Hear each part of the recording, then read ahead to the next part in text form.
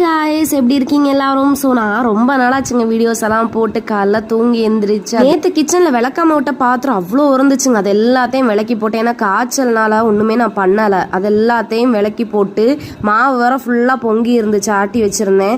அதையும் காலைல இட்லியே செஞ்சு அது கூட நல்லா உருளைக்கிழங்கு குருமா. எனக்கு இந்த ரெண்டுமே பிடிக்காது. பட் இப்போ செய்ய செய்ய நான் வேற ஒரு இட்லி ஸ்பெஷலிஸ்ட் வேற ஆயிட்டேன்னா, இப்போ செய்ய செய்ய எனக்கே சாப்பிடும் போலே ஆசையா இருக்கும் இடையில.